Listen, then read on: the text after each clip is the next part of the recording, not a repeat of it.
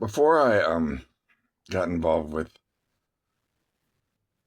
um some of my friends in the Middle East, I had a big following under my birth name, Paul Leroy Snelson the second, Paul L. Snelson the second, and I had uh, I think the same handle, Instagram.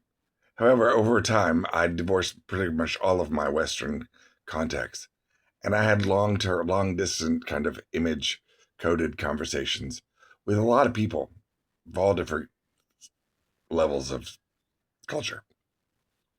And one that stuck out, really, really useful, helpful, encouraging, was an image most important to me as a sculptor from Meryl Streep. Yes, and I'm not name dropping. This really happened.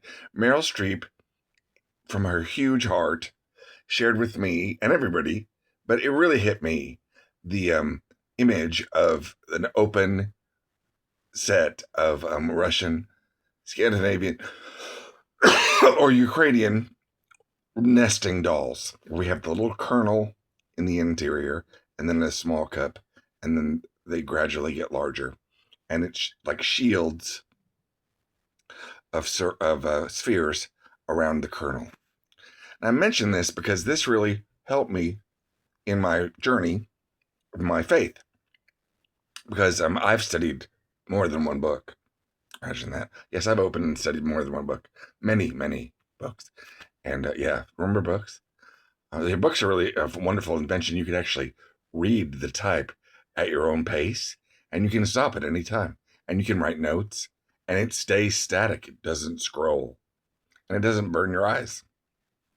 It's kind of a nice invention. It's about to go obsolete, but it's nice. I still enjoy them, and I collect them. Sometimes I collect them just because reading the title sets my mind off on a whole train of thoughts. And I am an expert in dust jackets because I worked at Barnes Noble for quite some time. However, okay, so remember the image of the nesting dolls. Okay, so for me, it's historical, not hysterical, historical. So we have originally the oldest form of written dogma that we can all think of is Taoism. And Taoism is just the being, the to be, just to be, like the be. So it's like your inner spinal cord that links up to this, to the universe, the be. And then when you branch out, you well, let's go back. So before that, we have around the same time, where it's kind of intertwined around the same time. Around the same time, we have Buddhism. Buddhism and Taoism are very intertwined, and they happen historically right around the same time. So historically, there's a passage or an explanation by the Dalai Lama, and the Dalai Lama puts it very well. I love him. He says, "Now we know that the human being comes from two different people. The source of the human being comes from two different people: the egg and the sperm.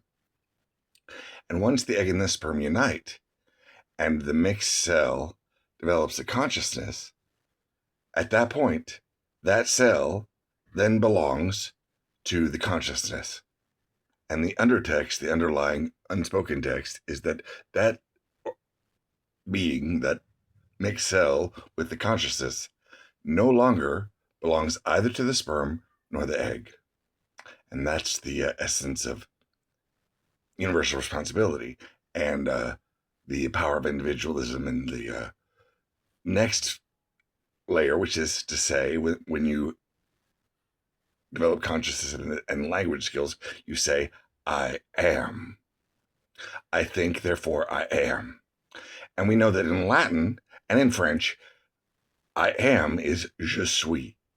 Je suis can be traced to the name Yahweh Jesus.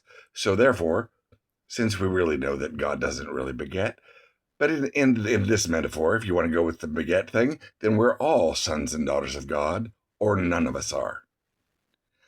And to make it more contemporary and modern, we fast forward to the 70s, where Andy Warhol said, "Either everybody's a beauty or nobody is."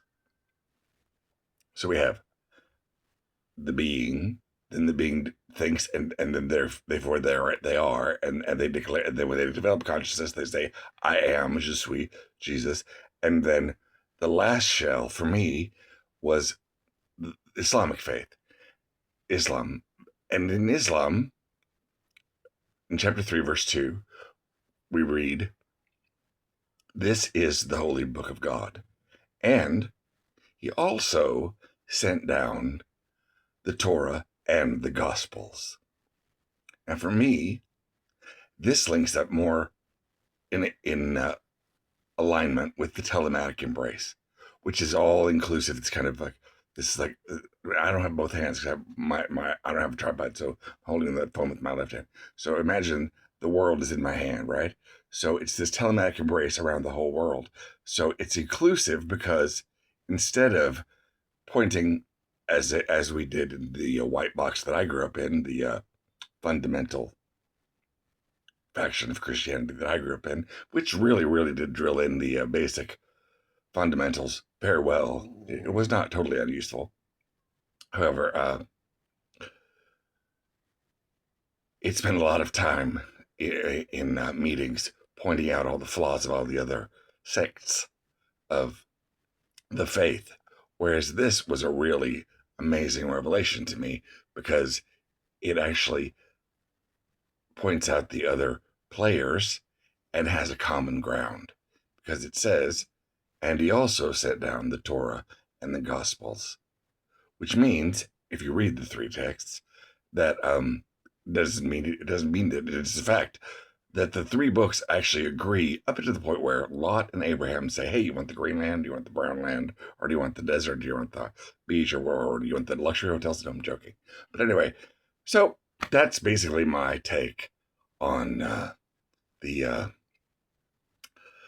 God of Israel and Abraham and Muhammad and Jesus and Simon and Peter, Paul and Mary and Joseph and Adam and Eve and all of that historical dogma.